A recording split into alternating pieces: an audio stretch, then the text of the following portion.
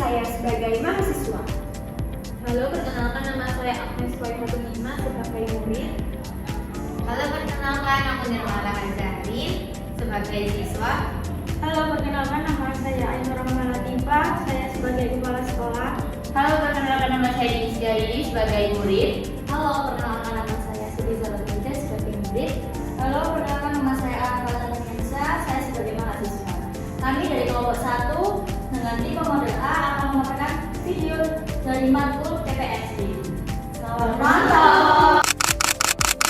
Pemirsa, Kementerian Kesehatan ini melaporkan ada sebanyak 12.553 anak di bawah usia 14 tahun terinfeksi HIV.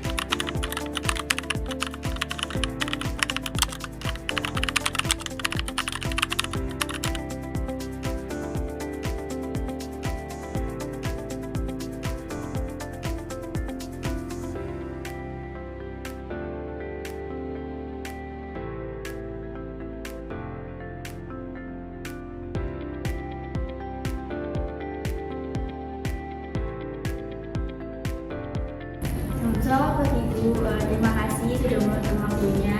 Sebelumnya kami dari Universitas Madinasi ini mengajukan izin untuk kegiatan promosi kesehatan mengenai HIV pada remaja di sekolah ini. Apa tujuan dan manfaat dari kegiatan tersebut? Dari beberapa kasus di Indonesia, HIV sendiri itu terdapat paling banyak itu pada usia remaja. Nah, dari kasus tersebut Bu, kita mengadakan promosi kesehatan ini untuk mengatasi dan mengedukasi serta meningkatkan kesadaran pada remaja terkait penyakit HIV di kalangan remaja ini.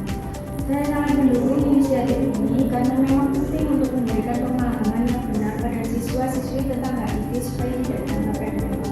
Kalau begitu, kami melakukan kegiatan promosi ini kapan ya Bu?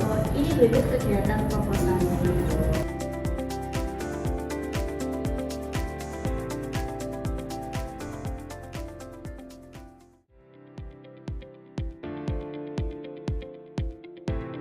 Besok bisa, tapi dari kalian maunya semua murid dari kelas 10 sampai 12 atau gimana? Dari kami mungkin cuma kelas 12 saja. Lebih baik nanti saya akan koordinasi ke kelas 12 dan besok bisa berkumpul di aula pada jam 10. Baik, terima kasih Bu atas meluangkan waktunya. Selebihnya mohon maaf.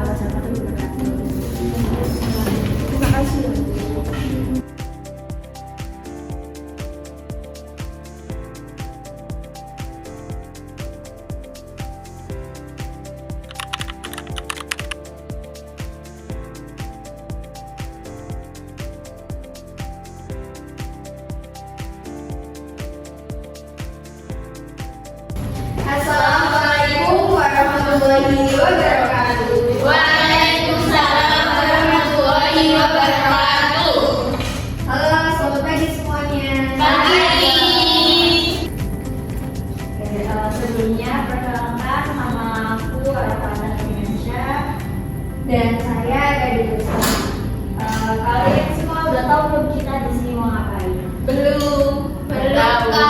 Tahu mau apa Kak? Nah, jadi di sini kita mau memberikan edukasi kepada kalian semua tentang penyakit yang lagi meningkat di kalangan remaja saat ini. Udah tahu belum? Belum tahu. Jadi di sini kita mau memberikan edukasi mengenai penyakit HIV. Ada yang tahu belum HIV sendiri itu apa?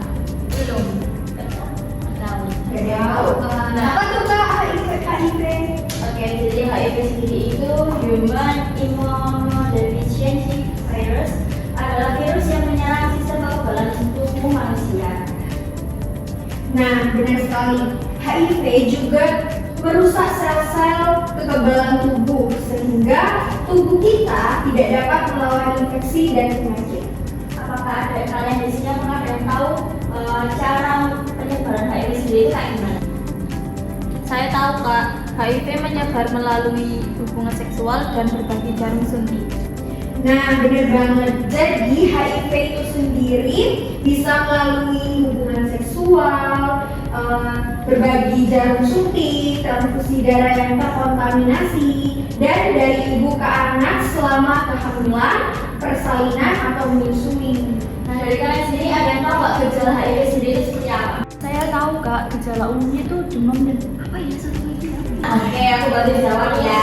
Jadi benar apa yang dikatakan kakak tadi, yaitu gejalanya yang pertama itu demam, terus nggak ada demam saja, tapi gejala juga ada diare, penurunan berat badan, dan keringat malam sama kelelahan itu jadi faktor gejalanya HIV sendiri. Nah, ada pun beberapa cara mencegah HIV itu. Yang pertama, menghindari seks bebas. Jadi di kalangan remaja saat ini itu harus banget menjaga pergaulan agar terhindar dari seks bebas. Nah, yang kedua juga jangan menggunakan jarum suntik yang sama. Jadi kalau udah dipakai itu harus dibuang, harus ganti yang baru.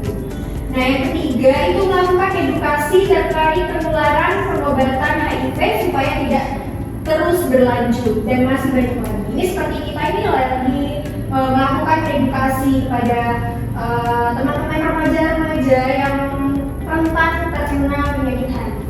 Nah, dari penjelasan dari kami, apa ada yang perlu ditanyakan tentang penyakit HIV sendiri?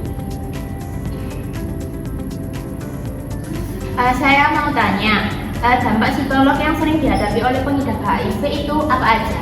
Oke, mungkin saya sambung dulu apa dari kalian tadi ada yang ingin bertanya. Saya mau bertanya juga Kak.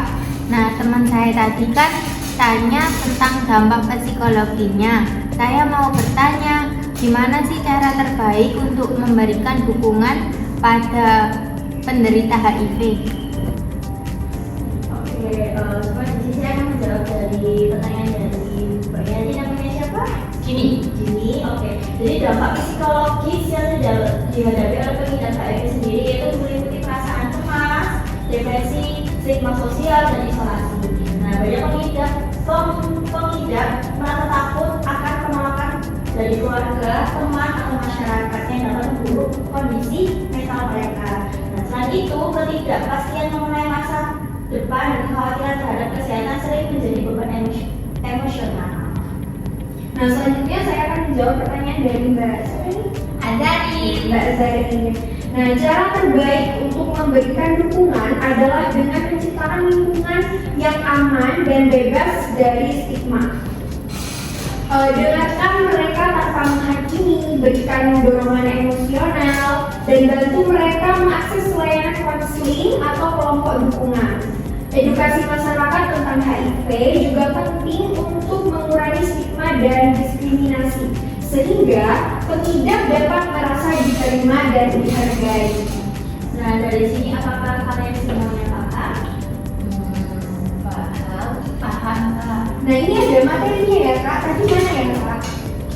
Mungkin nanti akan saya Dibagikan ya. Mungkin itu saja ya penyuluhan dari kita. Dan sebelumnya mohon maaf dan terima kasih atas partisipasinya kalian ya. Semoga apa yang kita kemukakan nanti bisa bermanfaat buat kalian. Amin. Semoga kita semua terhindar dari penyakit HIV ini. Amin. Jaga diri kalian baik-baik ya teman-teman semua. Ya Kak. Ya Kak. Terima kasih. Assalamualaikum warahmatullahi wabarakatuh.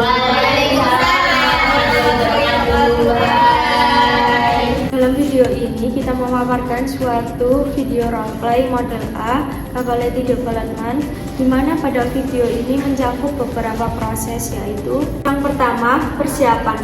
Mahasiswa mempersiapkan tim untuk melaksanakan penyuluhan di sekolah. Yang kedua, pengkajian. Mahasiswa mencari beberapa kasus terbesar yang ada di Indonesia dan yang ditemukan adalah HIV. Yang ketiga, perencanaan. Mahasiswa melakukan survei di beberapa sekolah untuk menentukan sekolah yang cocok. Kemudian melakukan lobbying kepada pihak sekolah. Yang keempat, implementasi. Mahasiswa melakukan penyuluhan mengenai HIV kepada remaja dikarenakan remaja adalah paling rentan terkena penyakit HIV. Inilah mengapa mahasiswa memilih tempat di sekolah. Yang kelima, evaluasi. Bahwasanya remaja saat ini sudah mengetahui tentang penyakit HIV dan cara pencegahannya. Kelebihan dari model A yang pertama pemberdayaan masyarakat, yang kedua peningkatan kesejahteraan sosial, yang ketiga pengembangan kapasitas lokal, yang keempat kohesi sosial yaitu meningkatkan rasa solidaritas dan kerjasama. Adapun kekurangan dari model A ini yang pertama yaitu ketergantungan kepada sumber daya eksternal, yang kedua yaitu kurangnya partisipasi masyarakat, dan yang terakhir yaitu prosesnya yang panjang. Tantangan yang dihadapi dalam menerapkan model locality development meliputi yang pertama, kurangnya sumber daya, yang kedua, ketidaksetaraan sosial dan gender, yang ketiga, ketidakstabilan politik dan konflik, yang keempat, budaya dan norma sosial, dan yang kelima, kurangnya kesadaran dan pendidikan. Sekian dari kelompok kami, sebelumnya mohon maaf. Wassalamualaikum